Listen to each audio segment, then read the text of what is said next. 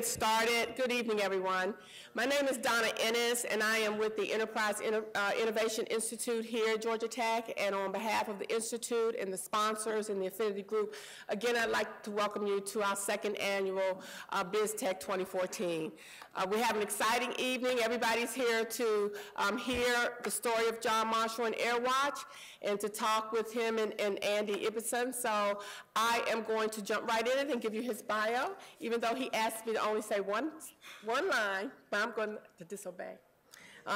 John Marshall is Senior Vice President and General Manager of AirWatch by VMware. He started the company by running Cat5 cable behind grease vats at local coffee shops for Wi-Fi hotspots. His story has become an influential startup success story and a clear example of others looking to disrupt industries. Under his leadership, AirWatch's customer base has grown to more than 10,000 organizations across a myriad of industries: manufacturing, hospitality, government, healthcare, and the like. Prior to AirWatch, he helped launch Celerex, a leader in global supply chain visibility. That company was acquired in 2002 by Global Exchange Systems, formerly GE Information Systems. He also worked in a variety of senior roles in at Manhattan Associates, where he led the design and deployment of warehousing and supply chain solutions for over 30 Fortune 500 retailers and manufacturers, and developed and launched their international operations, among a myriad of other things. John received his bachelor's degree in industrial engineering from Georgia Tech, is a board member on the Georgia Tech Information Security Center Industry Board, and was named 2012 ATP of the Year by the Association of Telecommunications Professionals. We welcome John Marshall.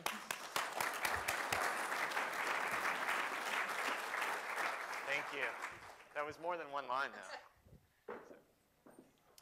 All right, well, thanks for having me. It's a pleasure to be here and a great opportunity, and across a variety of students and faculty and lots of other people here. So thanks for taking your time tonight to be here. What I thought I'd do is talk about, just introduce you to AirWatch for those of you who are not familiar with AirWatch, and then I'll talk a lot about the journey of how I got here and how we grew as a company along the way.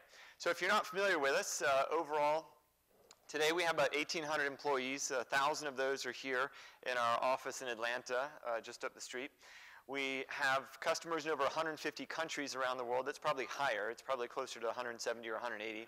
Our products are available localized in 17 different languages, and all the key ones, both in Asia and Europe and Middle East, etc. And as AirWatch, we have 11 global offices. Certainly as part of VMware, they have hundreds of offices, but as our organization, we built a pretty good global influence along the way. 12,000 plus customers. We're adding now in the neighborhood of 2,000 to 3,000 customers per quarter. So we have a phenomenal growth rate that is accelerating. In terms of where we're present, this gives you a sense of, I would say, a relatively young company. We had 0 people outside North America 3 years ago. So in 3 years, we went from 0 to 800 people outside North America, almost 300 in Europe, 300 in India, and then another 200 spread across Asia, Canada, Latin America, et cetera. So phenomenal growth rate. And again, a lot of that is because of experiences that I learned in the earlier days with Manhattan Associates. And we built a pretty strong customer base. So our customers, you can't go a day without touching mobility from one of our customers. So if you go into a Home Depot store, you drink Coca-Cola, you ride on a Delta plane, you go to a Target, you pump gas at a Shell or a Chevron or any of these different places. If law enforcement is after you, they probably have a device that we're managing. So you know, across all these different segments, we are actively working to provide solutions today. And this gives you just a little bit of perspective of some of the customers and some of the different industry segments. And many of these, again, this might be more North America view, but some of the largest global initiatives and some of the largest, I would say, deployments that you'll find in mobility anywhere out there today. So we're also recognized by the analyst community, and it takes a long time to get the recognition of the analyst community, but we've done a good job of promoting the capabilities and earning that recognition, not only across Gartner, but Forrester and IDC and the majority of the other analysts that are out there. And then I think, as most people know, just kind of wrapping up before I jump into the meat of it, is in January of this year, we announced to be part of VMware. And so that was a big, exciting move for us and a next step. But that's not really the focus of today. That's just to give you a little bit of perspective about the company and where we're at today. The real focus for me is talking about the journey of how we got there. And the journey actually starts, when I was 9 or 10 years old. I was the individual that was out, mowing lawns until it was dark every night, and building my own little lawn care empire with a couple of my buddies in high school working for me. And so, by the time I got to Georgia Tech, I actually had a lawn care business that, we were doing 6 digits of revenue every year, and that was, $20 at a time. So what I learned there is I learned, being an entrepreneur, and part of the value of coming to tech for me was I wanted to combine some of the aspects of being an entrepreneur with getting a technical degree, and industrial engineering was just a really good fit for me. So that's how I ended up at tech. But more importantly, as I got through tech, I was involved in the co-op program, and that was great for me. But I came out and I went to a small company at the time, only had about 30 people. It was called Manhattan Associates. And many people are aware of Manhattan Associates. They grew tremendously. They're still one of the largest recruiters here at Tech. And Alan, the founder, was interviewing, and I kind of stumbled into it. And I joined that organization. And it really taught me a lot. Alan was, in retrospect, one of my first great mentors. And he taught me, all the ins and outs of designing software, of building a company brick by brick, of hiring and recruiting and building a team.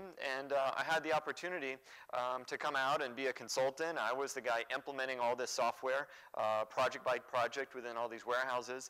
And then as we grew, instantly, quarter over quarter, I started to go out and do a lot of the demonstrations for new prospects. And we didn't have the concept of a solution engineer or a pre-sales consultant. It was just, they would point at you and say, hey, we're selling to Nike today. Get on the plane and go help the sales guy win Nike. And that was the mentality that, that we had of everybody was just pitching in. But I got more and more involved in the sales activity, and I started to really learn that selling process. And that was a great experience for me, because I got tapped on the shoulder when we were ready to start Operations Europe, and it was myself and one other senior person that had joined, and we basically got one-way tickets to go to Europe and start over there.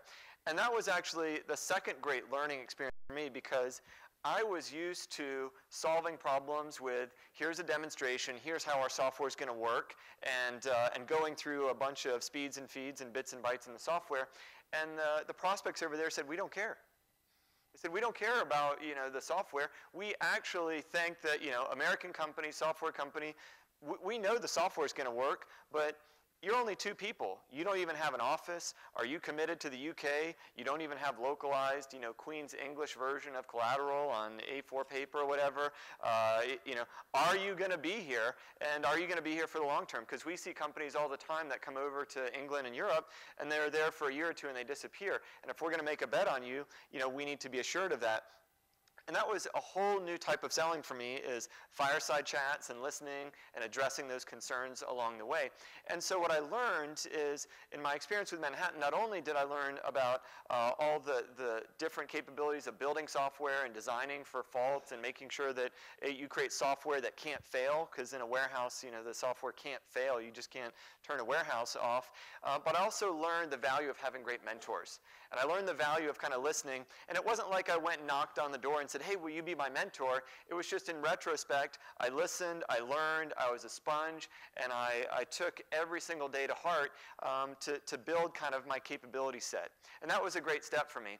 I left there because I got bored. I couldn't look at another warehouse. After you look at about 1,000 warehouses, there's only one way to, get stuff in and get stuff out, and there's a lot of variations along the way. But you needed a different challenge. So I went to a company that was only 3 or 4 people at the time in Boston, kind of a connection through Manhattan, and I learned a lot more there in terms of some things not to do. And this was a company, we had designed software that I would say was 5 years ahead of its time.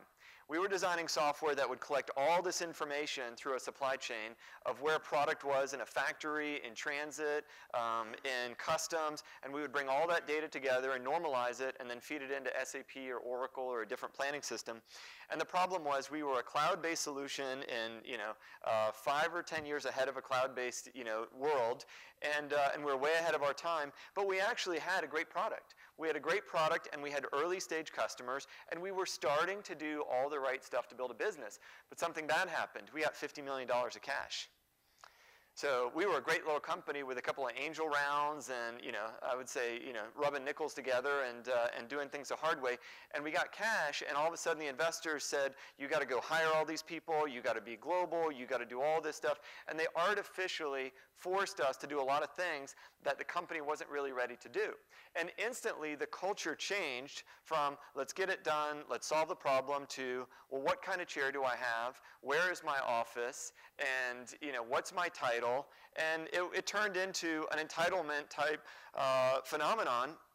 And it was like, well, I was the first sales guy, but now you're hiring somebody that's Oracle, and he's getting a much bigger base than I am, and that's not fair, and I'm going to leave. You just had nonsense. I mean, there was no more doing business. It turned into nonsense.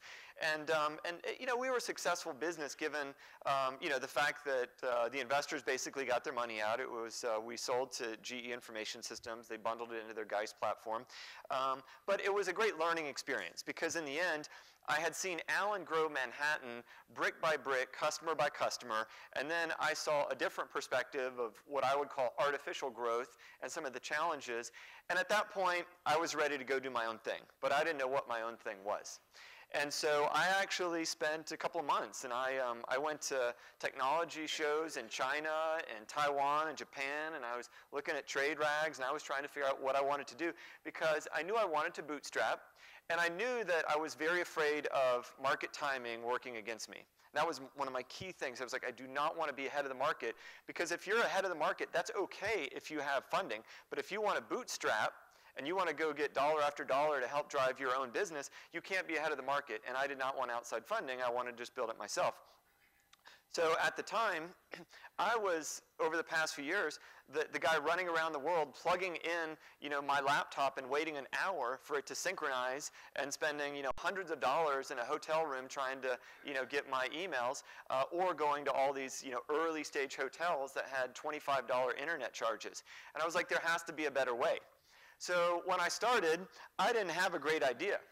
I actually said, I'm going to build a better solution for Wi-Fi because I'm the pissed off user. And it wasn't rocket science, but I took a different approach. The early people doing this were all focused on the big hotel chains, the Marriotts and the Starwoods or whatever. Nobody was focused on the cafes where we could go hang out. Nobody was focused on those lifestyle places, sitting at the car dealership or whatever. And I said, you know what I'm going to do? I'm going to change the business model. I'm going to go around to all these locations. I'm going to tell them, I'll build the software to manage the user experience, keep people from lounging, give you a brand conscious flow. All I want you to do is pay me $50 a month, and I'll even answer the phone and do the tech support. And I didn't really get 50. I think I got like 20 or maybe $15 in the early days. But but I started to build the software to manage all of this, and I didn't care about building and invoicing out for the hardware. All I wanted to do was sell the hardware at cost and do the install at cost or for free, but build a recurring revenue model of that $30, $40, $50 a month. And I started with one cafe and then another, and I remember when I won the Taco Mac account, they had like 5 locations at the time, so I doubled my install base when I won Taco Mac. And that was a crowning moment for me, but but we went brick by brick. And you know what? I wasn't out of the computer science department. This is an interesting environment because there's a lot of people at Georgia Tech, more than in any other school, that have phenomenally great, earth-shattering ideas. But that's not what I had. I basically had a simple idea that was timed well in the market, that I thought through, and I knew that I wanted to change my major from supply chain to wireless mobility. And I did it, and I executed on making that move. And we started out of my living room and then into the Hotel Roxy. If anybody's, there's a great restaurant there now on the bottom, I think. But if anybody goes over there, literally we got one apartment, and we drilled a hole to another one, and we ended up taking up the whole second floor with a bunch of duct tape and Cat 5 running around for our little office. And what I learned is that, I love this expression, 90% of life is showing up, because we started to get a little bit of traction, and all I did was listen to our customers. I listened to our customers, I listened to what they asked for, and people always said, well, what's the secret of your success? I said, an Epson C66. And everybody said, what the hell, an Epson C66? What does that have to do with anything? And I used to go around to trade shows, and I didn't know what I was selling. I didn't know the business drivers. I didn't know the price point. I didn't know anything. So I would go to each city, and I would go to the Office Depot when I got there, and I would buy an Epson C66. It would have the 3 color cartridges in it. And I would sit there, and people would come by the booth, and they would say, do you do this or do you do this? And I'd be like, let me ask our technical guys, I'll get back to you. And they would walk away, and I would type up, the bullets and the collateral, and I'd be reprinting the collateral behind the booth. And they'd come back later on and be like, is on the collateral? Yes, we do that. And I did that over and over and over again for years. And the early people, we would sit there, and at some of the bigger trade shows, I would just have to sleep on the floor next to the printer, so when it stopped printing, because these things only printed 4 pages, per minute. So if you wanted to get a lot of collateral, it was all-night escapade watching that stuff print out. But life was about listening to the customer and then building what they asked for along the way. And then you think about building a team. And as we built the team, what I articulated to our team is, here's a direction that we're going. And if you recruit and you want to tell people, get on the bus and the bus is going to Chicago and it ends up in Cleveland, then everybody's kind of really pissed off. They're like, well, you told me this is where we're going. I never made that commitment. I said, we're going to build a great company. This is our vision. I don't exactly think that Wi-Fi is where we're going to be, because for me, Wi-Fi was an entry point. It was just a way to get in the game. But I said, this is where we're going. And I got people to understand reasonable expectations, and they bought into the vision. They bought into the vision that we're solving challenges around wireless mobility, and this was step 1 to get to step 2 to get to step 3. But that's very important, because oftentimes you recruit people, and you can easily set false expectations. And then if that's not where they end up in 3, 6, or 9, 12 months, then you have a lot of upset people along the way. So that was a really important point for me, was recruiting and setting those proper expectations. And then when you think about daily execution, I can tell you I watch so many people that sit there with a business plan and a spreadsheet, and all day long they're just moving numbers around in the spreadsheet. And that was not me. And and I just said, that is not how we build a business. We build a business by executing day over day. And the key thing there is, if you overanalyze, and if you sit at the top of the ski slope going down the moguls, and you say, this is every single turn, and this is where we're going to go, and this is step by step, you know what? You're either going to fall, or it's going to take you 2 years to get down the mountain. So our mode was, here are the guardrails, this is directionally where we're going, and you know what, we're going to have to react minute by minute, mogul by mogul, and we're going to do the important things, so we're executing, but we're going to have to be in a very dynamic environment. And I think, again, that's a cultural thing. And in that cultural element, again, it was setting expectations, it was building a team that could evolve and execute step by step without overanalyzing and without getting caught up and saying, this is not on the PowerPoint, this is not on the business plan. And then when we started to scale even more, I can tell you that I've personally interviewed probably 800 or 900 of our employees. And I've done it almost all nights and weekends and evenings, and I can't do as much anymore as I used to. But I will tell you, I don't think there was a single person in the first 500 that I didn't interview and make sure that we were getting the right DNA. And I always think about the 3 types of people. So the first type of person, you can ask them what to do or tell them what to do, and they just can't do it. You don't want that person. Nobody wants that person in the organization. The second type of person, you can ask them to do something, but you end up having to tell them step by step by step by step how to do it. It's very, very painful. The third type of person, you say, I want you to go take the hill, and they're going to go take the hill. And you don't have to tell them the route to take, what to pack, if they need to take a jacket, whatever. But you tell that third type of person to go take the mission, and they're going to go do it. And that was very important because there are a lot of people that get conditioned, whether in school or working at a big company, to do something, and they have to ask step by step by step by step, how do I do it? What do I do next? Where do I go? Da, da, da. And I call that return on aggravation, because you spend so much time, that you would just rather do the darn thing yourself and move on. And so, and as a company matures, you have to have, a balance of the different types of people. But as we grew, I can tell you, you have to have the people that can make something from nothing. And the second type of person can make something from something, but the third type of person can make something from nothing. And that's really what Georgia Tech teaches you. And that's really what Georgia Tech taught me, is that, all that calculus and all that nonsense, it's teaching you how to make something from nothing and problem solving. And that is truly why even today, the bulk of our recruiting, of course, comes from Georgia Tech, but if not Georgia Tech, then other engineering schools. It's very important to get the type of person that can do something from nothing. And then you have to have tenacity.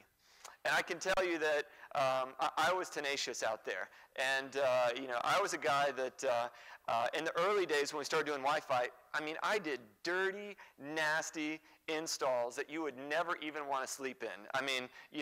The Motel 6 in some random city or whatever it was. But I was tenacious. And you know what I would do? I would literally go to a trade show. I would have a trade show in Orlando, and I would get in the, 5 years ago, they had like a paper book of every Ramada Inn hotel. And I would get on my drive, and I would start calling the Ramadas along the way. And I would call them up, and I would say, yeah, I need a place to stay tonight, and this would be like 2 or 3 hours ahead of where I was right now. So I need a place to stay right now, or tonight. Do you have any rooms available? And they'd say, yeah, we have rooms available. And then I'd say, do you have Wi-Fi? And they'd say, oh, no, we don't have Wi-Fi. So then, boom, 2.5 hours later, I'd show up. I'd be like, hey, do you guys need Wi-Fi? And so literally, that's how I got to go to all these trade shows and everything. I would literally set across the country driving somewhere, and I would call up places, and I would leave with a trunk full of routers and access points. And I can tell you, when I started the business, I didn't even have a wireless laptop. I'd never plugged in an access point. I couldn't tell you what a MAC address was or radius authentication. I didn't know any of that stuff, but I just figured it out along the way. And so again, I think being tenacious and driving that process is very important as you're building a company. And the other key thing that I always think about is, and this is so practical every single day. I see this every day in our business. Every single person has the will to win, but not everybody has the will to practice. And this is true in every single thing. We have salespeople today, and they don't want to, oh, I don't need to prep for that demo. I go to a demo or I go to a meeting, and I do a lot of prep work. And even still, I am focused on, how are we presenting? What are the key selling points? What's their stock price? I want to know everything before I go in. And these days I'm presenting to General Motors or somebody where I better be prepared. But we have a lot of people selling to mid-market or SMB, and they don't really always go through that process of preparing.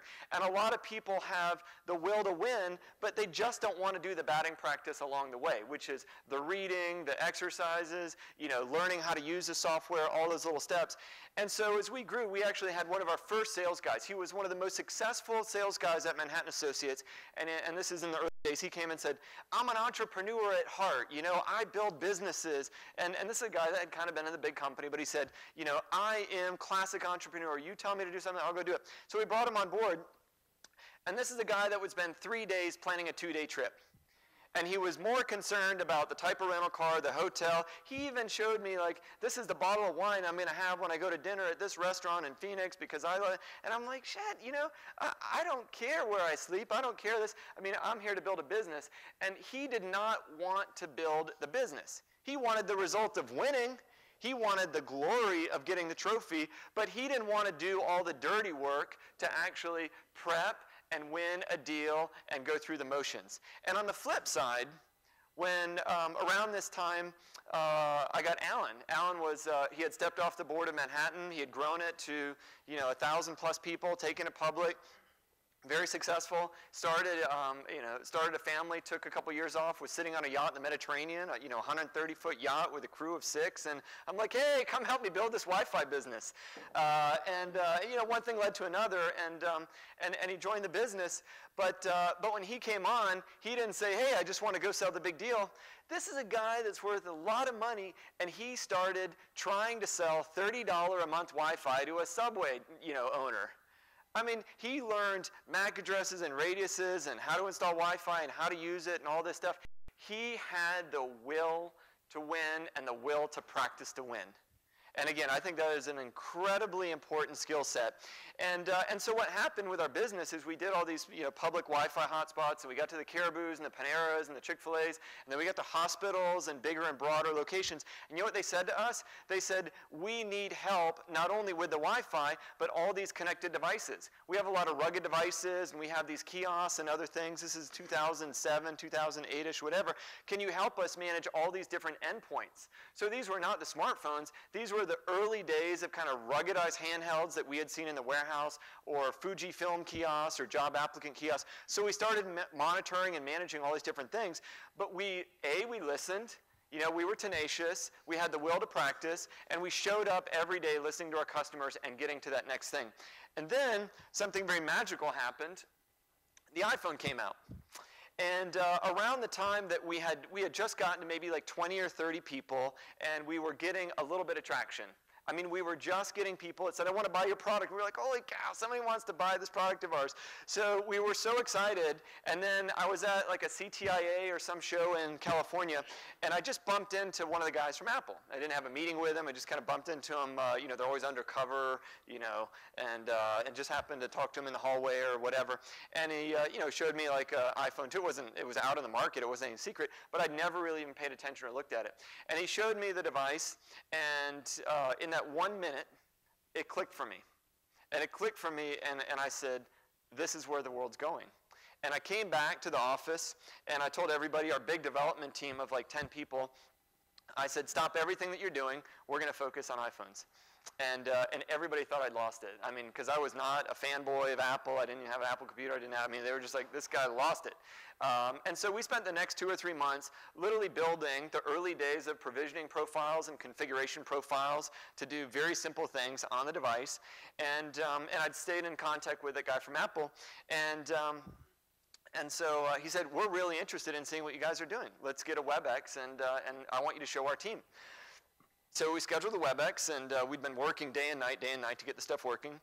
And lo and behold, when we dialed in to the Apple Bridge, which was kind of a cool thing when you're a nobody company to dial into the Apple Bridge, it was like, there were probably like 100 beeps of people, 4 years ago, whatever it was, that dialed in to listen and see what we were doing. And that moment, our team got it. They were like, okay, this is real. And from that point, we never looked back. And we pushed the gas down. And the interesting thing is now, what we started to do was simply managing the device. But all of those experiences with Manhattan Associates and Solarix and building taught me that we weren't trying to replicate a Bez or a BlackBerry server that manages BlackBerries. We weren't simply trying to do basic policies and profiles. We were on the verge of building a platform.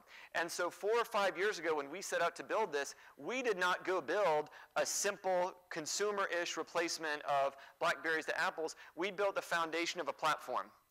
And that was very different from what our competitors did. They just wanted to replicate what a BlackBerry server did for Apple, and we set out to build the foundation that could also manage all the applications on the device, the content, the email, the browsing, do it in multi-tenancy, multilingual, high scale with high availability and DR, because we took all those principles and lessons learned from Manhattan and those earlier days, and we applied them. And so it goes back to all of those years of practice helped us make the right platform decisions 4 or 5 years ago that are now fueling our success. And then we expanded the platform, we created containers, we built out laptop management, we built out other capabilities now to even do wireless wearables and peripherals and do it across all the different platforms, etc. But the decisions that we made in the early days and making the bet and then scaling the organization have propelled us today because of all those early experiences that we had. And the funny thing is, we did not have one or two big wins. We didn't have a multi-million-dollar deal. Every single one of our early customers, they were paying us $500, $1,000, $2,000. How many people were buying iPhones en masse? They were buying like 10 or 20 at a time. So we were very transactional. Even selling into the Coca-Colas and the Home Depots of the world, they were only buying, 10 or 20 of these devices at a time for their executives. So you couldn't go get an enterprise-grade salesperson from SAP or Oracle or something. How could they be interested in making $500 or $1,000 or $2,000? We had to build our business, and I always joke that the racetrack makes all their money at the $2 window. We were making our money transactionally at the $2 window and scaling up our business. And we learned that we wanted to be the Walmart of the world. We did not want to be Neiman Marcus and do this high-end boutique only for a few people. We wanted to scale to the masses. And if you want to scale to the masses, then you know what happens once you start getting traction is you got to make change. And there's an expression, who moved my cheese? And one of the things I was never afraid to do was to make dramatic change in our organization. We never had a big reorg. We had daily course corrections. I mean, literally through the course of the last 10 years, we make little tiny changes on where should we focus, what vertical, what market segment, what country, who should be in what position. And one of the best things I did was I kept all titles out of the business. And they're creeping in now that we're 1,800 people, of course. But I kept every title out of the business. Even myself, I never put my title on my signature. Most people, they would think I was just a demo guy until they got the contract or something. And the reason this was so important for me is I hired people, and I said in the interview, your first thing you need to do is work yourself out of this job. Because I want to grow this business, and I need you to be thinking about how you can improve what we're doing right now, and then how you can pass it off to somebody else in 30 or 60 or 90 or 120 days, because we're gonna need you to go do something else. And I set that expectation with everybody, but you know what? That's kind of hard. And especially it's hard when you start growing a sales organization and people have territories and commissions and all that kind of stuff. But the difficult things that we had to do over the last couple of years was making those decisions. And I think that's something that's very important. When you get into a company that can't make decisions and you want to please everybody and you're in a high growth mode, it is not a recipe for success. You're gonna implode on your own success at some point because you're not gonna be able to adjust with the market. One of the other things that we did is back to the point of bootstrapping. We bootstrapped up to the point, obviously with Alan and myself funding the business in addition to cash flow, to the fact that we never took outside money until January of last year. So when we did our first round of funding, we did one round, $200 million round, and we only had to give away 15% of the business to do that. And that was very important for us. Not only did we have to not dilute ourselves, we could treat our employees very well and share that equity across the company, but we didn't have a board of directors breathing down our throat every day saying, do this, do that, do this, do that. That is not a luxury that most people have. That was just, I would say pure luck that we had of how we built the business, but it was very important in terms of our success. Again, we could navigate very quickly without scaling and dealing with the board issues, et cetera. And so now what's changed is the market's changed. Now people don't care about the basics of managing a security policy or a passcode. This is now about business enablement. And if you look at the types of projects that we're doing, we are truly transforming how people do business.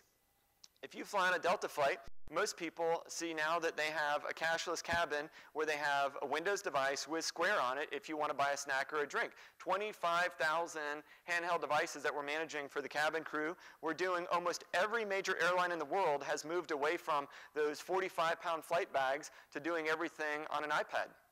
We just rolled out earlier this year 100,000 iPads for Los Angeles School District. In about the next year or so, they're going to have 800,000 iPads or tablets. Every single student. We are seeing massive change across every single industry, and our role is we don't build the end user applications. We build the enablement to the back office systems, to the enterprise structure, enabling those different types of users, whether it's a bring your own device or a corporate device, to enroll and get all the right information, all the right apps, all the right content, wherever they are in the business. And one of the most important things to remember as you go through your individual stages of building business is it's not always about, the company that has the best product does not always win. And we've seen that over and over again. You see all the time, great companies. How many people remember the first 4 browsers? How many people remember the first 4 search engines? How many people, you don't remember a lot of that stuff. Maybe you can rattle off a few names, but they're gone.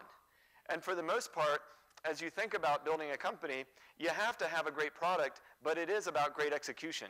You have to have marketing, you have to have the right price points. From day one, we put our pricing on the website, starting from day one, and the partners and our competitors hated it.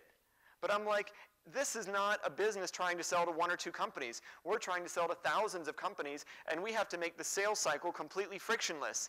And my mind, as an industrial engineer, was every single step of the sales process, if I could put it on the web, if I could make it easy, if I could make it frictionless from a transaction period, then I could grow faster than my competitors. And that is one of the key things is if you're not thinking about how you scale and how you grow and how you have the best marketing and the best product and the best sales force, then you're going to be roadkill along the way. And so today, you saw a picture of this. This is our trading floor. It was Mirant or maybe somebody, Genai. There's a couple different companies that have been in here. But my office is actually right underneath that blue sign. I don't sit on the sales floor. I don't sit up with the rest of the G&A or the legal staff or whatever. I sit in the middle of our development floor. I'm on the road 200 days of the year, and our business is moving so fast that, the day after Google I/O, we need to be reacting to all the announcements. And certainly we work with Google for the months coming up to I/O, but we need to make sure that we're reacting and we have the software updates available for our customers real time. And so every single day, come back from the road, and I say, this is how we need to pivot, this is what we need to do, and it's allowed us to course correct. And I can tell you if we were in a cubed office on different floors with different departments, and everybody spends all their time scheduling a 30-minute meeting to have a 2-minute conversation, we would not be where we are today. So the level of collaboration and the level of intensity that we created was a huge differentiator for us. And the other big differentiator, I think, has been Georgia Tech. I purposely started the business in Atlanta because of tech, because of the airport, because of the infrastructure, the cost of living. I did not want to be in Silicon Valley. I did not want to have to fight against Google and Facebook and Zynga and everybody else for resources every day. Now, I'll tell you, Atlanta has gotten very, very competitive in the last 2 or 3 years. But still, it is one of the best places to build a business for us, and our relationship with tech is one of the best ones possible. And, at the point, people always said to me, along the way, I got all these questions. What do you do for charity, and what do you do for this, and what are you giving back? And I was always very consistent. I'm hiring people. That's what I always said. I said, well, are you planting trees? I'm like, I'm hiring people. I'm creating jobs. And we've been very consistent with that, and I think that has been a huge boon to the economy. I mean, the fact that we've added 1,000 jobs, et cetera. But we still are probably one of the top recruiters out of tech. Now we're at a stage where I don't have to be, I would say, 110% focused. I can be 109% focused, and I'm doing more of these. And I think the point is, when you build a company, you have to make the decisions about where you focus your time. And there's a lot of entrepreneurs and people that are going to build a business. I would say you have to listen to what the market is telling you. And if you have to run hard, I can tell you, I was so focused for 10 years. I had no idea how focused I was until the last month when I had to start doing other stuff, with meetings and this and that with VMware, et cetera. But, I didn't have to do anything other than eat, breathe, sleep, and build the business. And that helped make us very, very successful. And you have to make those commitments if you want to truly build a great company. Now, again, you have to decide if it's a lifestyle business, consultancy, building a tech company. But the point is, we made the decision as a team to go hard. We scaled the organization, and we built a great business. And now, I think we're in a position where we're fundamentally helping change how things are done. I don't think education will be the same at all in the next 2 or 3 or 4 years that it was 2 or 3 or 4 years ago. And the difference is, I think you're going to have a whole new level of innovation in all of these different markets. And where we're seeing the markets go is the devices, the peripherals, the wearables, the robotics, all of these things that Georgia Tech is squarely in the middle of will drive the next 10 years of the economy. And there's always all these doom and gloom people about the economy, but the last 10 years and the next 10 years, it's driven by mobility, and it's driven by applications, and it's driven by all this innovation, and there's nobody, no institution better positioned to be right in the middle of it for the faculty, for the students, for the researchers, for all the different peripheral members of this community than Georgia Tech. I'm very passionate about that, and we are very well positioned as a team here today. So my closing statement here is I love the expression, the grass is greener where you water it. And it's so true, because you can wake up every day and decide what you want to do, but at the end of the day, where you're passionate, where you're focused, where you're driven, and where you want to do a positive impact, whether it's in your company, somebody else's company, or whatever, the grass is truly greener where you water it. You just have to be tenacious and wake up focused and driving every day. So with that, I want to thank everybody, and I think we'll go into a little bit of Q&A.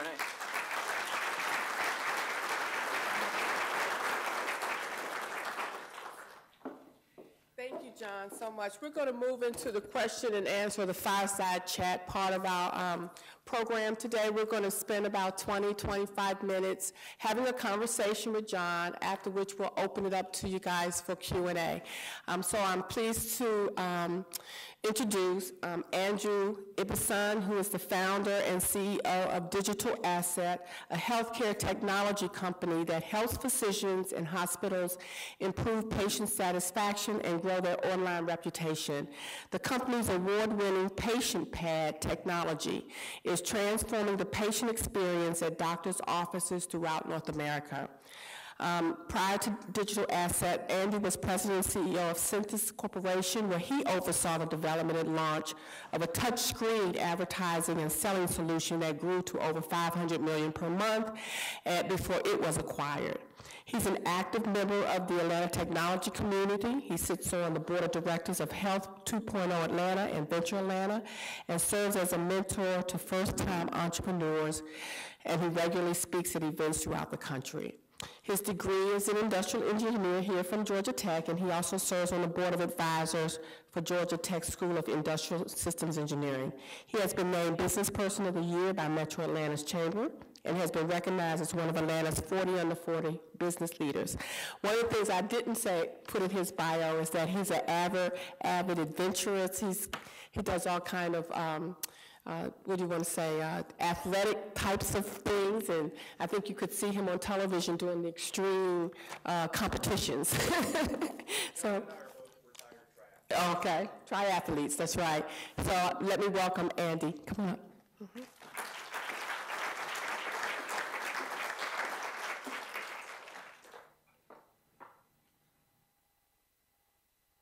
Yeah, I don't think either of us have time to do a lot of training these days, sadly. Can everybody hear me okay? No. Great. Well, you covered a lot in your presentation. I've actually had to come up with some new questions. Okay, good.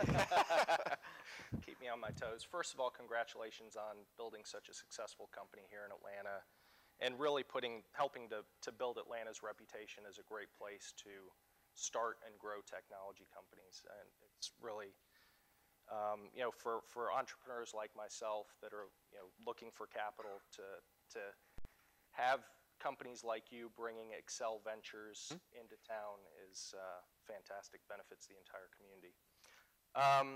You talked a little bit about why you decided to start AirWatch here in Atlanta versus Silicon Valley.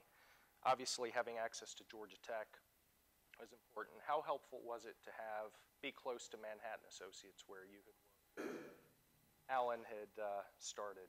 Well, certainly we did pilfer a few people from there over time, so that was helpful. But, I think interestingly, a lot of people thought, Manhattan, you must have all these customers because Manhattan had all these customers. And ironically, we got no customer pull-through from the Manhattan customer base. Completely different buyers, completely different segment. And I think a lot of people attributed our early success saying, oh, you're just selling to the same customers through relationships. Supply chain and the early days of mobile was in IT and supply chain was on the business side. We had very little pull-through on that. What we did have, and which was very important, is as we grew, we were able to bring over a few people at different strategic points that really helped. And if you go look at our management team today, over the course of 7 or 8 years, almost our entire management team is people we know. And that was something that was also very, very important to me as you build a management team, going back to Celerix and the VC way was take that person from Oracle, take that person from SAP, take that person from here, take that person from there. I'll tell you what, nobody trusted each other, and the second there was a problem or a missed quarter or a customer issue, it was all finger pointing and politics, and it becomes a very caustic environment. So I got a lot of criticism early on from people that said, you don't have a full management team. What are you doing? You don't have a VP of this and this and this and this. I'm like, I don't know somebody that I trust, and I'd rather do it myself. I mean, even up until last year, I was a VP of sales. I'm still kind of VP of marketing. So, I mean, there are a lot of positions that, that we just filled in when we found the right person. And I always say, it's not just the right person at the right time. You have to get the right person at the right time and put them on the right seat in the bus. And if you hire somebody too early, then they're going to do what you ask them to do, and they might start taking the company in a different direction. And so getting the right people on at exactly the right time was very influential and powerful for us, and certainly we drew upon Manhattan for that part. You were pretty young when you left Manhattan.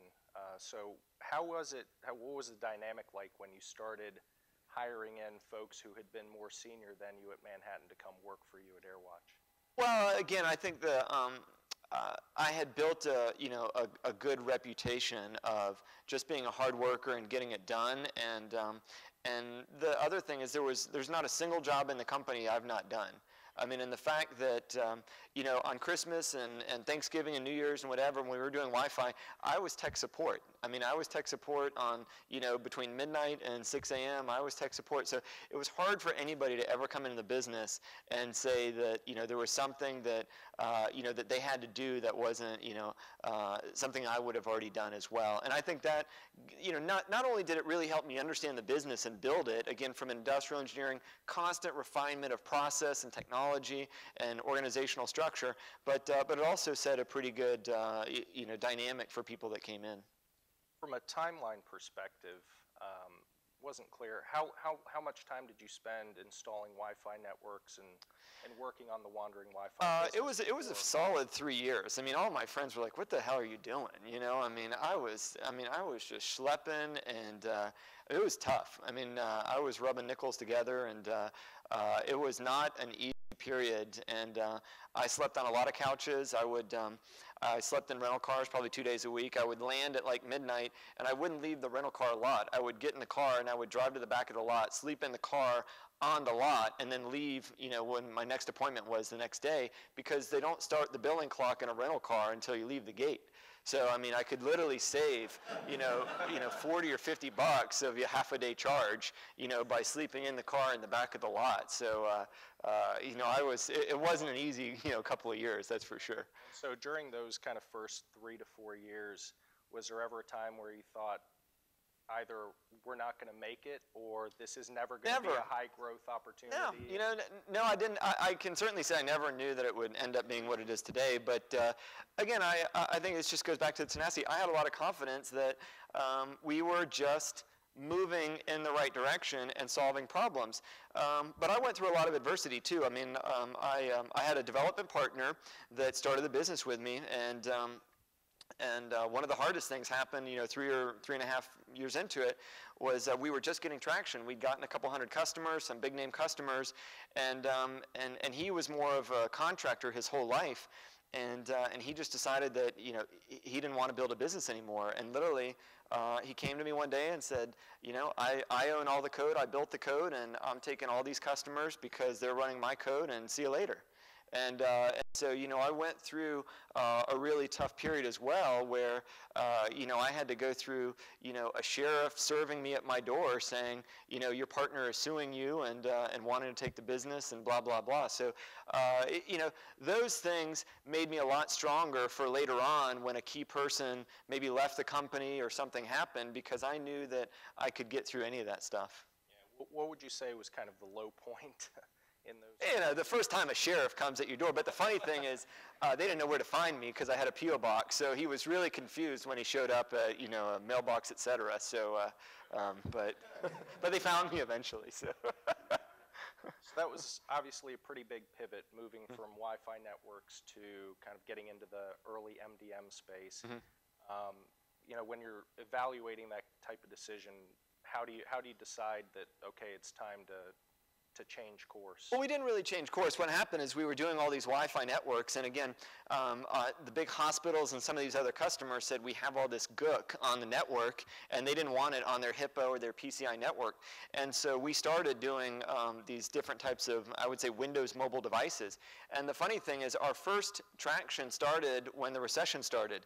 2007, 2008, a couple of dynamics. Number one, the Sprints of the world came out with all-you-can-eat data plans.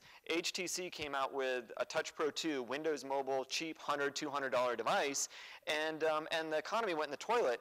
And all of these field service companies, the Orkins, the Service Masters, all these people that had field service organizations, they realized that if they put GPS tracking on their drivers, they could get about a 30 or 40% efficiency bump. And overnight, the market really took off in the field service because all we were doing was putting a simple application that said next stop and tracking the driver. And I mean, you think about the thousands of people in the field, whether it's a merchandiser for a Kellogg's or somebody else, and and if you can make them 10 or 20% more efficient. So that's when we started to get that initial traction, but it was on Windows Mobile, cheap, the early cheap consumer devices on Windows Mobile, and then from there, that was really meeting the Apple guy that that caused me to make, I would say, the big pivot from there. But at the time, I think we had eased our way into the endpoint. It was just the realization when I saw the iPhone and really thought about the impact it could have. That was kind of our big pivot.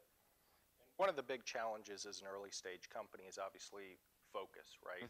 Staying focused versus spreading yourself too thin.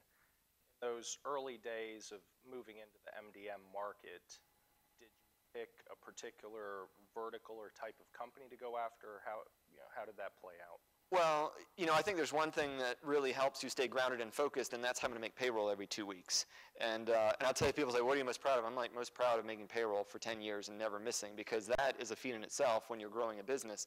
The thing is, we focused on customers that, that I would say had immediate needs, and I really stayed away from educating.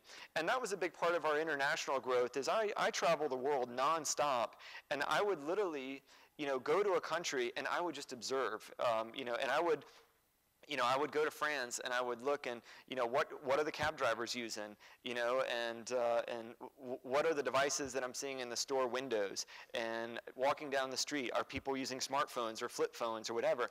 And I made the decision country by country around the world of where we were going to invest and where we were going to focus. And a lot of our competitors maybe just took a spray and pray approach and put resources all over the place, wasted a lot of time, a lot of money, and a lot of lost focus because you're trying to build a market that's not there yet. And we took a different approach. We said, I'm going to wait until the market is there. I'm going to kind of do the underground prep work to make sure the product's localized and whatever.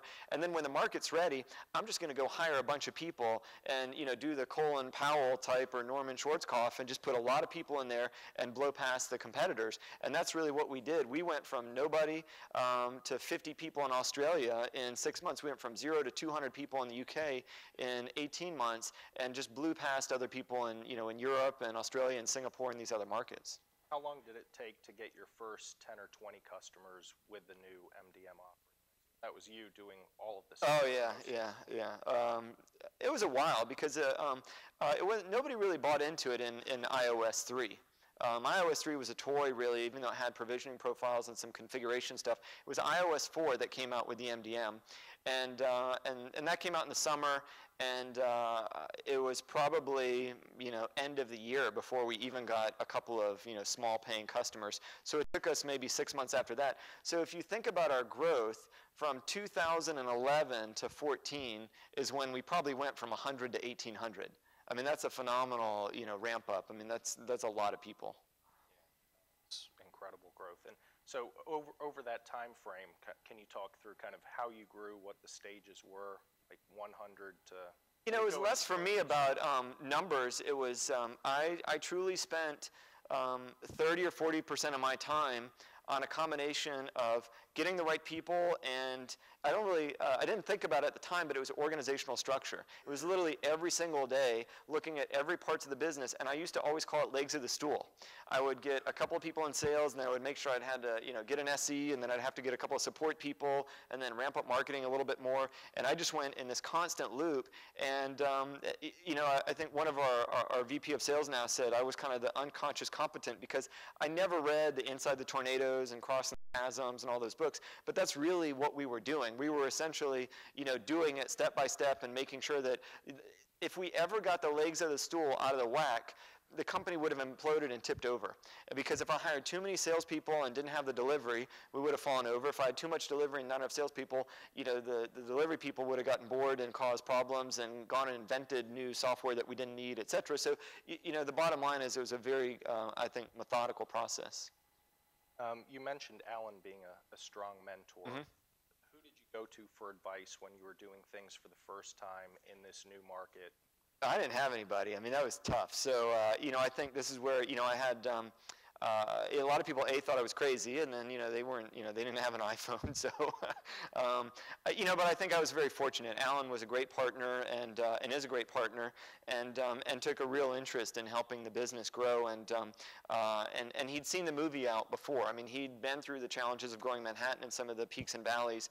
And literally, I think it was, constant dialogue between the two of us. But there wasn't really anybody else, in the industry or, even in the tech community at the time, there wasn't a lot of kind of reach out. Now I think there's a much more, I would say organic community here at Tech, and the startup community is much richer, and even ATDC is much more mature. So I think the support mechanism is very different now, but at the time for us it was still embryonic. Over the past decade, Atlanta's seen $5 billion acquisitions, not including AirWatch. All of those other 5 companies have gone public prior to being acquired for over $1 billion. How did you guys make the decision to stay private and do a $200 million A round versus? Well, the best time to get money is when you don't need it, and we were growing at we were doing something like 40 or 50% quarter over quarter growth. I mean, phenomenal growth for 7, 8, 9 straight quarters, and so. We had gotten hundreds of calls from VCs and everybody, and the fact that we just kept saying no just made people more interested. And so when it got to the point that we sat down, we went from a dinner conversation to the money in the bank in 3 weeks. And that was also because we ran the business as if we were going to be a public company. And so when they went to do the due diligence, it was all spot on. The books were all tight, and we, and the thing, part of that comes from Alan being so, so important in the business was he was very risk averse. I mean, we never signed bad contracts. We were very adamant, the highest ethics possible, because this is a person that, that had already been successful and didn't want to risk, something bad happening. So the fact. He was involved in really helping to, kind of drive the mentality of where we were going was very helpful for us. In terms of selling, that was a gut-wrenching process for me. And I thought about it long and hard, and we had turned down lots of people. We had turned down, or kind of disengaged from, an IBM and a Cisco and a Citrix and SAP and others over the years and said, no, this isn't the right thing.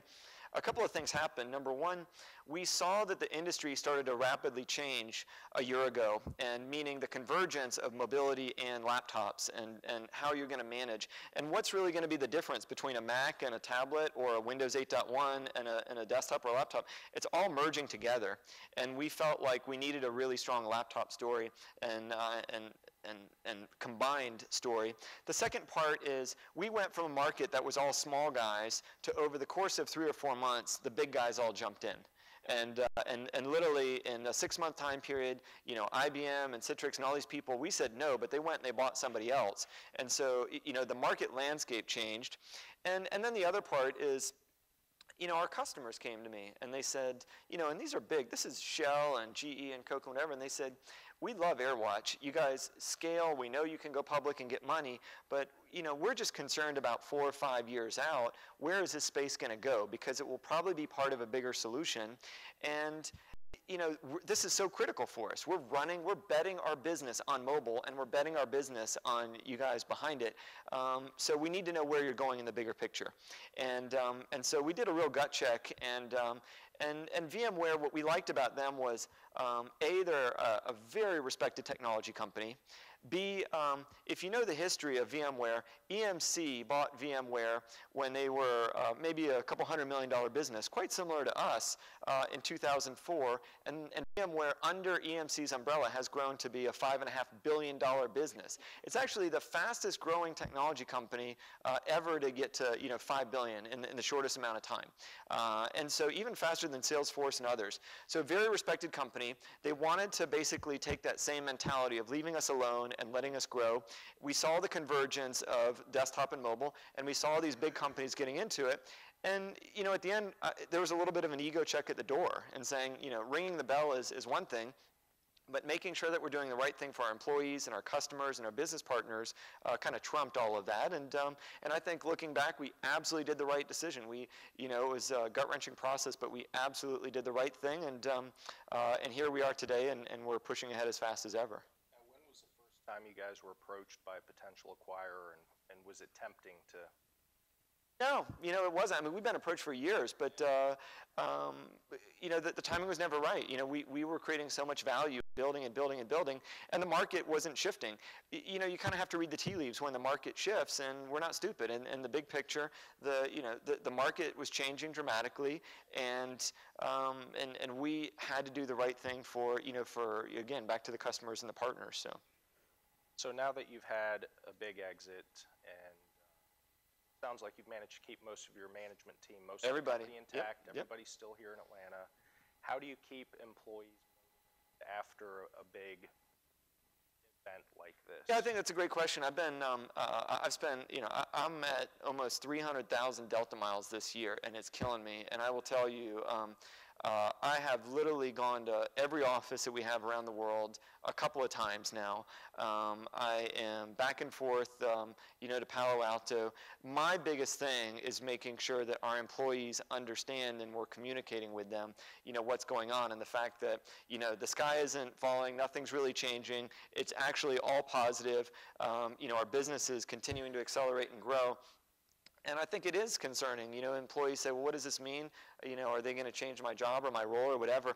But we're past 5 or 6 months now, and that has been a very, I would say, difficult process for me, just to make sure that I can keep the wheels going and make our quarterly numbers, and at the same time make sure that we're communicating really well with our employees. So it's been a great learning experience for me as well. But we have sort of a do no harm approach. That was one of the other big things with VMware is they said we don't want to get in the way. We don't want to slow your growth, and we don't want to intercept the good things that you're doing. So over communicating has been very important, and will continue to be important for the next few quarters. Now, for the people who are looking to come to work for a company like AirWatch, you mentioned that you're very involved in the hiring process. Yep. You've interviewed personally over 800 of your current employees. Yep. What kinds of questions? Sweating, I turn the lights up high. No, yeah, what kinds of questions do you ask? I can't tell you that. Well, come on. Okay, we'll take a different angle on the question. No, I want to know what they're passionate about. I want to know that, actually, a big part of my interview is less at this point in the game about asking, are they qualified? Because when they get to me, nobody's going to waste my time at this point getting somebody in front of me if they're not a viable candidate. Now, I will still tell you, there's probably a third or 40% that I just say, my gut tells me either it's not the right role or not the right candidate. So it's not a done deal, but I spend more time setting expectations. I spend more time talking about our culture, what's important to us, what their expectations should be, making sure that they are focused and it's the right place at the right time, and they want to do the right things that are aligned to what we're doing. That's really important to me. So I'm not necessarily saying, can you tell me how you program this in Java or something? I don't, I'm not there anymore. But certainly I want to make sure I'm doing the right expectation setting. You You mentioned the three types of employees, the ones who are going to take the mountain or the ones that you really want to recruit. You know, besides your gut feel, how do you identify those? Do you have a process in place to try and? You know, I will tell you, I can't say that I made a lot of mistakes. I hired people too early. I hired people too late. I hired people from the wrong. You know, I think a lot of that just comes with experience. And, you know, and there's different shades of white.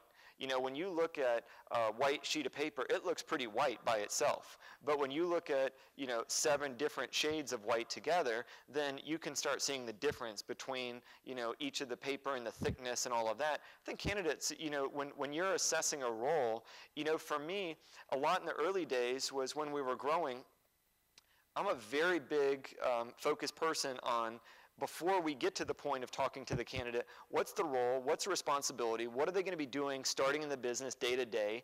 I don't really care what they're going to be doing in 6 months from now, because if they're a good candidate, they're going to be on to something else. But I want to know that they have a successful entry point, because for the most part, after a week or 2 of training, I need somebody delivering. And I want to make sure that we're aligned on an entry point where they can be set up for success. And I get people all the time that say, oh, I've been selling in healthcare, but I'm interviewing for a retail job. And I'm like, I'm sorry, you know, this is not on-the-job training at AirWatch. I don't have a year. You know, you can go to a big company and you can go get, you know, that on-the-job training if you want to change verticals. But if I'm hiring for healthcare, I want to know somebody that, you know, that's strong in that vertical market. So on a slightly more personal level, you mentioned you're traveling 200 days a year. Crazy, yeah. When's the last time you took vacation? Well, you know, I talk about, you know, small incremental minutes of vacation right now. So I'm, no, I'm looking forward to, you know, a day or 2 off in the near future. But for me, again, the big thing was getting the business focused and aligned, and a lot of it's reputational. You can't sell a business for a lot of money and not really deliver. And so for me, I don't want to be persona non grata at, you know, 15,000 customers, and I don't want our employees left, you know, left out on a limb. So I'm traveling a lot, but I'm setting the right foundation for the future and making sure that we're doing the right thing. So believe me, you know, people talk about vacation, and a lot of people think about, well, you know, your personal time or whatever. I mean, I always had a really good vision that I didn't want to be, you know, working for a social security check. And so for me, I love what I do. I wake up every day, I'm excited about it, and I'm going to be in a position, you know, as we transition and do things successfully, that I'll be able to take plenty of vacation and fortunately do some of those things and help Georgia Tech and do a lot of other great things. So right now, I think my focus is still keeping the main thing the main thing. I know it sounds like you're still passionate about taking AirWatch to the next level as part of VMware. Well, there's one other component, and that is if we continue to be the market leader, then it will set AirWatch up for years to be the market leader, and it will validate a lot of what we've done. So again, I think the more that we can kind of separate from the rest of the pack right now, the easier it is for our sales organization, our development organization. You know, winning in software, you tend to work towards a monopoly. And the reason that you tend to work towards a monopoly is because the ecosystem itself doesn't have time to work with all the different member companies. So for instance, if there's 10 companies in our space, Apple doesn't have infinite resources, and nor does Google, nor does anybody else. They only have time to work with the most influential companies in that space. So the more that we win, it's a perpetuous cycle. The more that the ecosystem companies are wanting to work with AirWatch because we're jointly working in those customers. So right now, it's about continued separation from the rest of the pack, and then you set a trajectory that, you know, you have a good success after that. Well, I know I'm sure the people in the audience have a bunch of questions they'd like to ask. So while we're identifying who wants to ask a question, go ahead and raise your hand. I don't know if we have a mic to pass around. Come down to the front. I think we have microphones on either side of the stage. So while we're waiting for the first question, what do you see yourself doing 5 years from now? Not that far ahead yet. You know, that's I'm very excited about the future. I don't know the exact timetable, but Certainly, I want to help other companies get started. You know, in what fashion, I don't know that is, you know, what that is. Certainly, I'm also focused on starting a family and some of the other components. So, you know, I don't know day by day what I'll be doing, but I certainly, you know, I want to get back in shape too. So, I got a few things on the list. Testing 1, 2. Jose Drapeau with Healthcare Alliance Partners. I first wanted to say thank you very much for allowing me the privilege to work with you guys when you were wandering Wi-Fi back in 2010. Sure. I got to see you from the 20 developers to where you guys are now. It's quite impressive with what you've achieved. My question is, I love how you talk about culture. I love how you talk about hiring from Georgia Tech and the young people. My real issue and concern is wanting to understand, as you're a global organization now, where do you see your talent coming from? Is it coming up from the offshore contingent, or is it onshore? I mean, a lot of organizations have been bouncing back and forth. Where does AirWatch lie now with regards to where they find their You know, talent? we're, great question. We're very multicultural. We have, I just looked at something, some survey result, we're like 29% women in our organization, which I think we're, for a technology company, that's kind of, you know, very high in the rankings.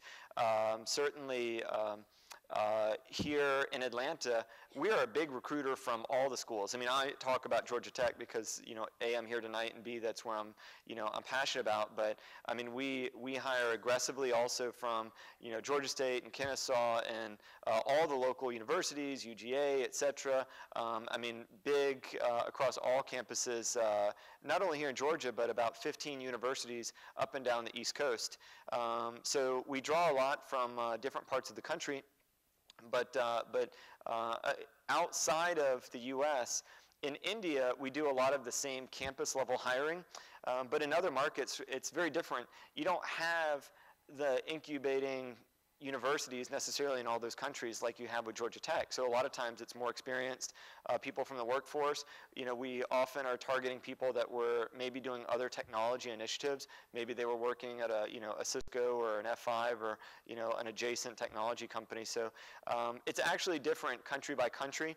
And I can't say that there's one blueprint, but the DNA part stays consistent. We do want to make sure that, you know, I say humble and hungry.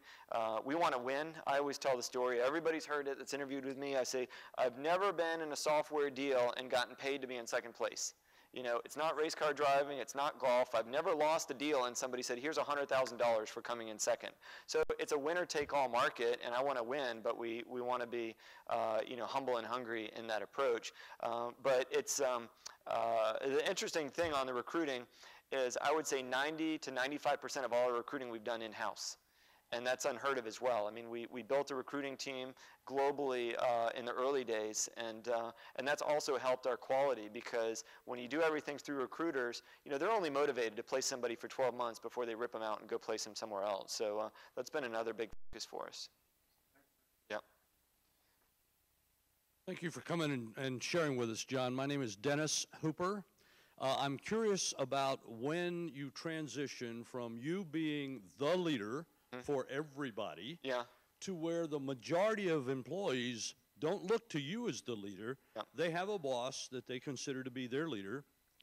How do you prepare those leaders for something other than the functional skills for which they were hired? Yeah. And now the broader skills that they have to apply around motivating, encouraging, supporting You know, employees. there's definitely a couple of interesting stories there. Number one, as we grew, I was always very focused in promoting from within. So I always wanted to give opportunities up and up, but you can't always have a 25 or a 26 or a 27-year-old lead 50 people or 100 people because they don't have the experience to do so.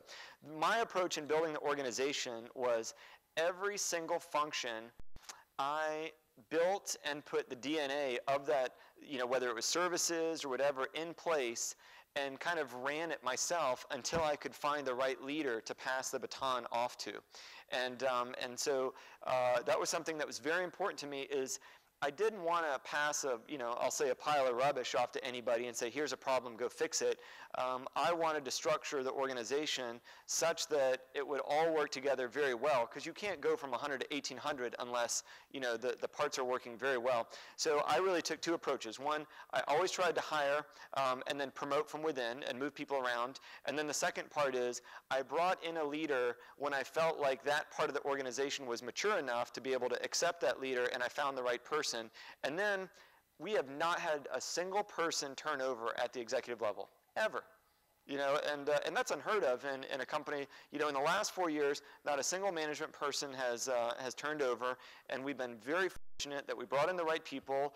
We treat our people well. We shared a lot of equity. We did all the right things, and we gave people the latitude to go run. Hello, Greg Rose again. I enjoyed your discussion this evening. If I heard your chronology of events correctly, you had brought Alan DeBerry on prior to you having kind of the aha moment that we're going to build a platform. Yep.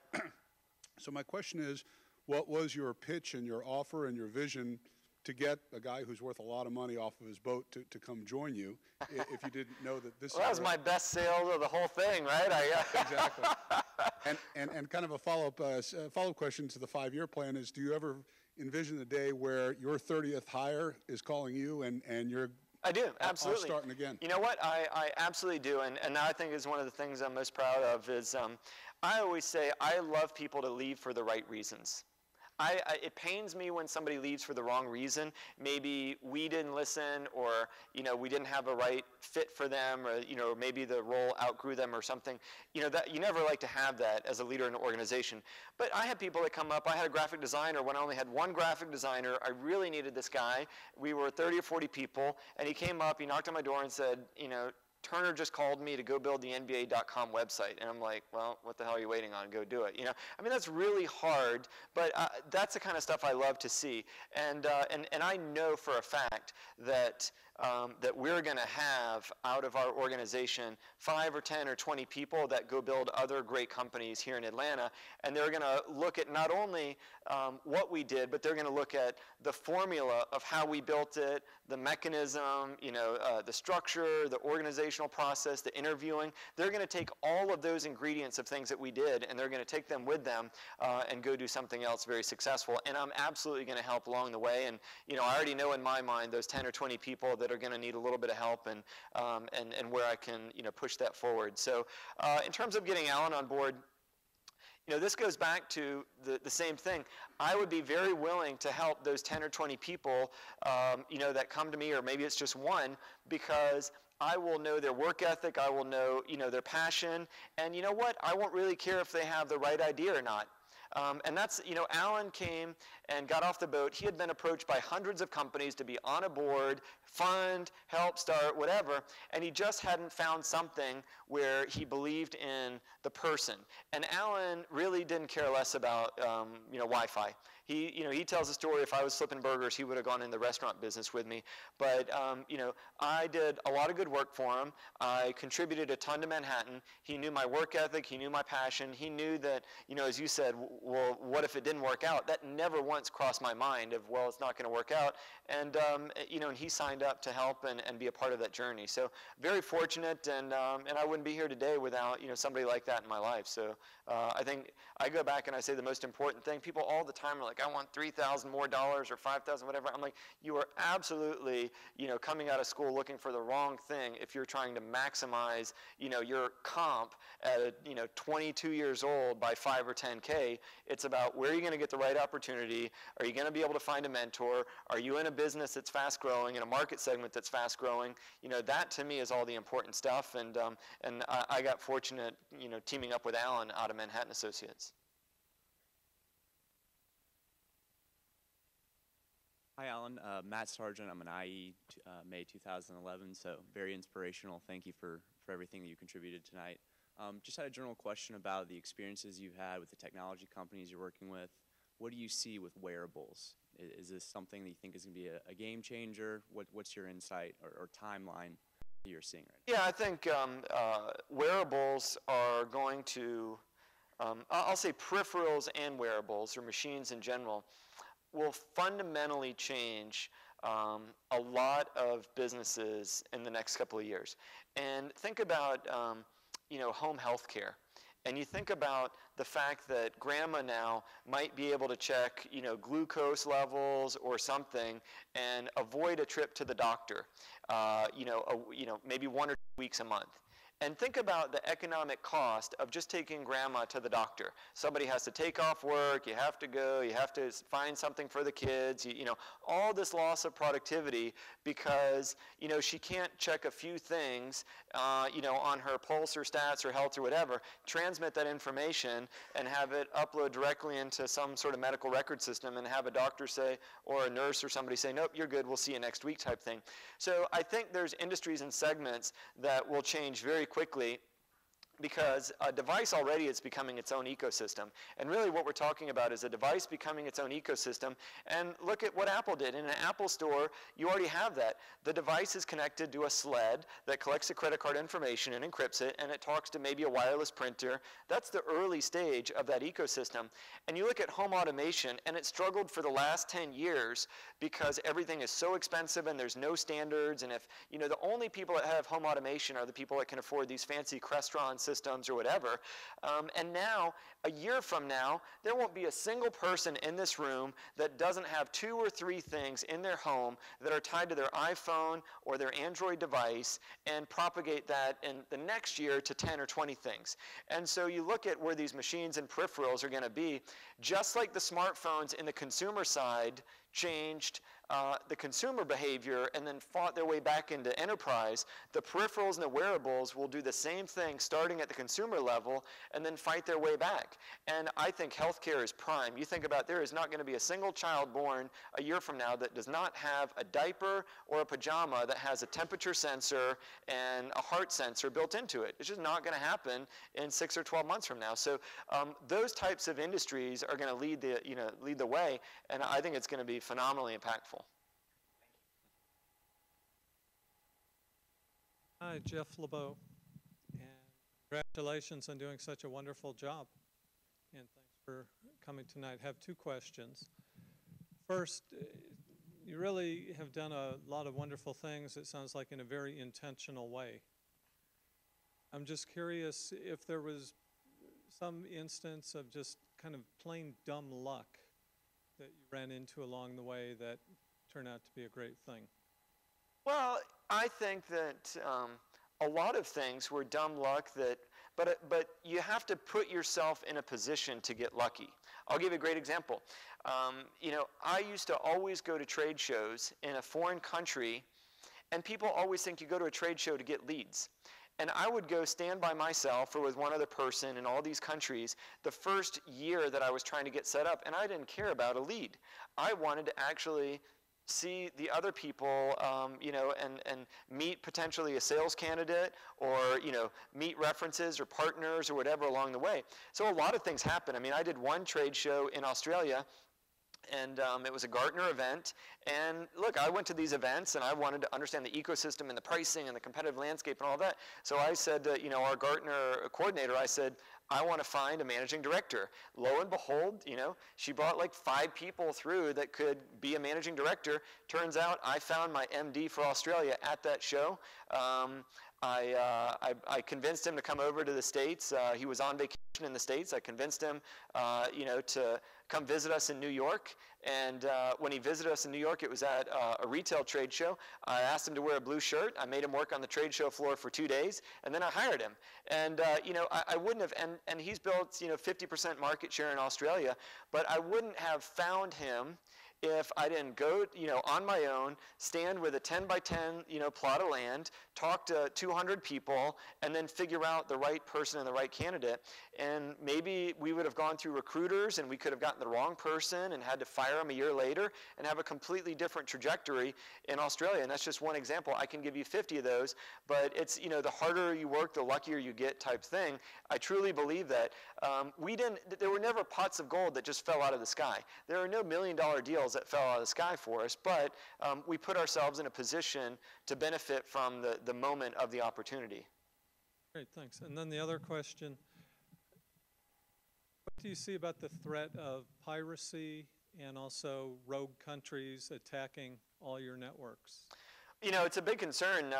You know, I purposely have stayed away from, you know, from China for the most part, and Russia, and you know, we're in those markets. You know, only what I call under my own duress. I really don't want to be in those markets because I don't trust the IP and the laws and things like that. So, you know, somebody made an interesting comment. They're like, you can either sell to the people that you really want to sell to in those markets, and go do what you got to do, because we need to service our our global multinationals, a Johnson & Johnson or a Coke or something in China, because they're going to get your software anyways, and so you just have to keep innovating. And the challenge is, if they don't just blatantly steal it, they're going to sign up as a partner, they're going to sign up as a rogue customer, they're going to find ways that they can get access to your software and then reverse engineer it or pirate it. We had that in China. One of our first partners literally, oh, we want an appliance and we want all your technical documentation, whatever, and like 6 months later they released a product that looked exactly like ours. So, we've kind of been there, and you can try and take precautions, but it's a tough world.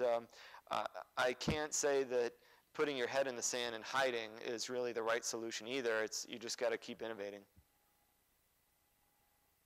Thank you so much. I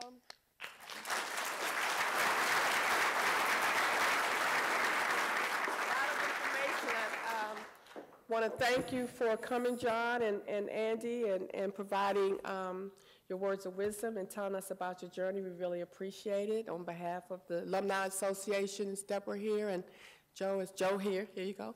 We really appreciate it. We thank you so much. And I'm going to apologize right now. I have a 9:45 He's got a flight, plane to so catch. Andy is going to take any extra questions that you have. So. I think we've got another part of the program for you guys while we get John off to the airport. John flew Thank you in from again. somewhere else this morning. From LA, yeah.